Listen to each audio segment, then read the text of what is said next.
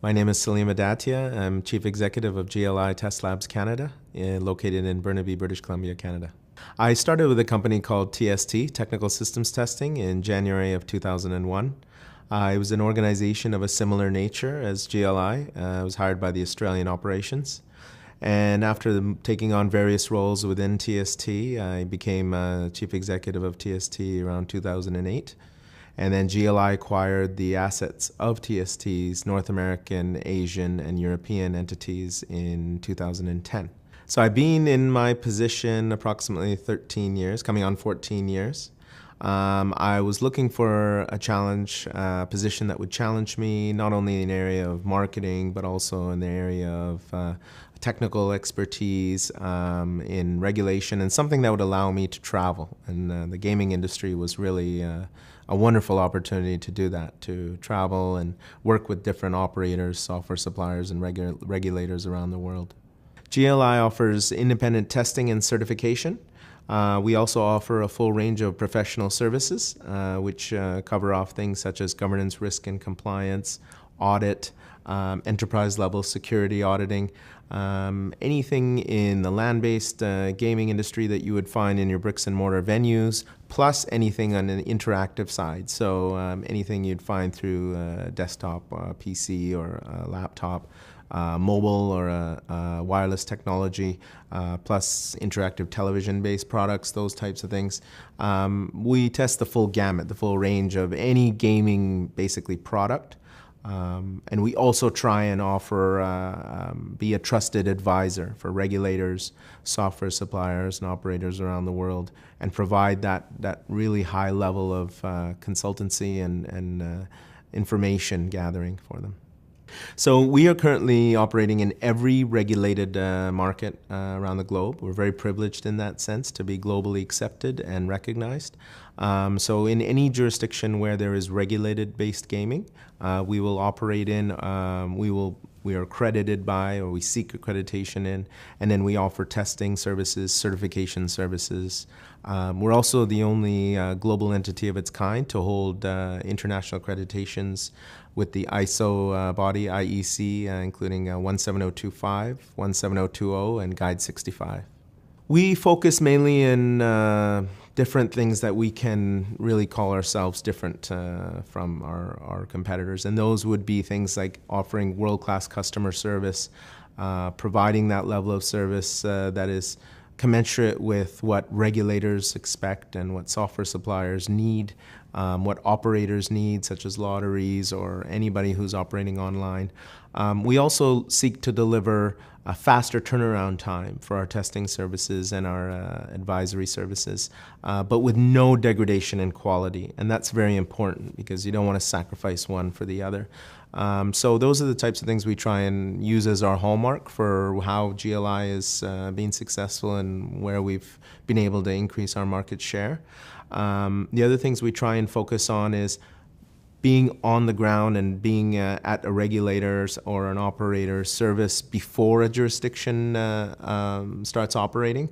So having our boots on the ground, helping them understand and navigate those landscapes, and really being a resource to them, as I mentioned, a trusted advisor, someone who they can go to at any point in time. And if we don't know the answer, we're at least going to put them in touch with the people that in our network that do have the answer. But 9 times out of 10, we have the answer. So. There's obviously iGaming is a huge increasing trend. It's something that's growing, has been growing for some time. We've been involved since iGaming's infancy, but not so much domestically. We haven't had the opportunity here as much until it really took off, in the U.S. and in Canada. So we have had the opportunity in Canada. We've had many firsts. We've certified the first sites to go live, first in Europe with Alderney and the Isle of Man and Italy and Spain and those types of jurisdictions. First Cagayan in the Philippines. We brought it overseas to Canada with British Columbia Lottery Corporation and Manitoba and in Quebec as well with Lotto Quebec and Lotteries and Gaming Authority of Manitoba. And so we were very, very fortunate to have many firsts Manitoba Liquor and Lotteries went online with the same platform that we had certified for BC, and we were able to leverage all of that familiarity and testing. So we have a lot of areas that we are very fortunate to be involved in, but the challenges we see as also as opportunities. So things such as mobile-based gaming, wireless. We have technology that is having a higher level of penetration, and with that it gives a lot of opportunities. It's not lost upon the lab that we have to stay one step ahead with an understanding that technology to be that trusted advisor. Things like social-based gaming, freemium models, those are really providing challenges to everyone, to regulators, software suppliers, to the labs, but it's also bringing with it wonderful opportunities, and that's something that's not lost upon us. So we're working on putting together a set of guidelines at the moment with GLI 32, which we'll be putting out for industry comment in short order to make sure that we're able to deliver a set of guidelines in response to industry's request for a measuring stick, if you will, to test social-based gaming products. I think we'll probably continue to see increase of penetration of iGaming in the U.S. With other jurisdictions that are more willing to adopt iGaming, or at least seriously look at it, with the great steps that Nevada and Delaware and New Jersey have made. I think we'll probably continue to see an increase in iGaming amongst tribal bodies and tribal reservations and whatnot. I think we'll continue to see other lotteries in Canada seriously look at the opportunities for them with iGaming, and look at what BC and Manitoba, Atlantic Lotteries in Quebec have done. As we know, Ontario will also shortly be going online. So I think once other jurisdictions and other states or provinces see that the road is far more traveled, they'll probably have an opportunity to look at those and say, hey, let's also take the step in this direction. The challenges, I think, would definitely are multifold. So we have a challenge with the consumers, making them feel comfortable with adoption and the technology. It has been there for quite some time. It is robust, making sure that we are able to give regulators and operators a level of assurance, we as a lab, that it's operating in a manner that's fair and secure and auditable. There's legal hurdles, of course, in some jurisdictions where it's less adopted, or less likely to become adopted, at least in the short term. So I think overcoming those legal or political issues may be a challenge for some jurisdictions. Other challenges I think we'd see is really just making sure that the mix is right. So finding, one of the things I've said is, in my experience, over the years when operators have gone live with iGaming, the successful ones have really taken the time to do their research and due diligence. And any partnership is, like a marriage. So, they're making sure that who they're getting into the contract with, from a software supplier standpoint, to the payment system provider, to your geolocator, to your test lab. Everybody is, it's the right mix, and it has to be a cultural fit. It has to be obviously a regulatory fit, but it also has to make sense, and everything has to sort of connect. All the pieces need to connect to ensure that everyone's working together with a cohesive effort, rather than against each other or for their own sort of potential gain. For the industry's advancement in iGaming, there could be a lot more cohesiveness in terms of communication, in terms of sitting at the same table and working towards a common effort. Don't get me wrong, there's parties and jurisdictions that do this extremely well. But there are some associations in the industry, or some organizations, or even some jurisdictions that may not have the opportunity to sit together as often as they would like, or perhaps they should. So I think that's something that really could change if everybody says, hey, let's all have a seat at the table, let's all work towards a common goal. I think that would really turn things around in certain circumstances. The sector is an exciting space. iGaming is a wonderful space to be in.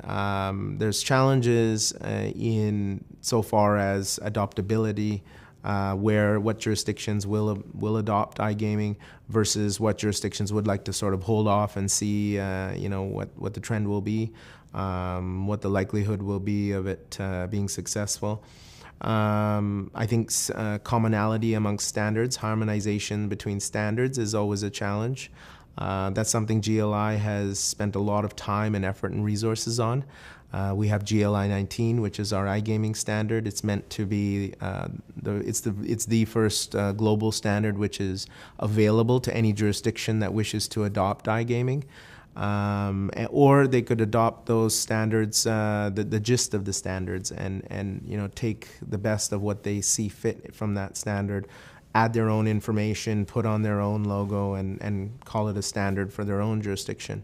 So harmonization of standards is something that's not lost upon GLI. It's something we try and really help with, give a measuring stick and give somewhere for people to start. As I mentioned, GLI 19, it comes to mind that obviously GLI 32 is another standard we're working on for this space. I should say it's a set of guidelines, more appropriately. It's a set of guidelines for discussing best practices with iGaming social-based products. So with the introduction of these new standards, we really try and give the industry somewhere to hang their hat on so that they're not left sort of reinventing the wheel at each time when they want to offer a new form of gaming. That's really, I think, a challenge that we're trying to assist with. GLI is very proud to be celebrating our 25th year anniversary this year. We were established in 1989, so that's a very big deal for us, something we're very proud of. Other highlights, GLI Link has been nominated, won an award for technology, one of the best new innovative technology tools this year, so that was something that we're very proud of.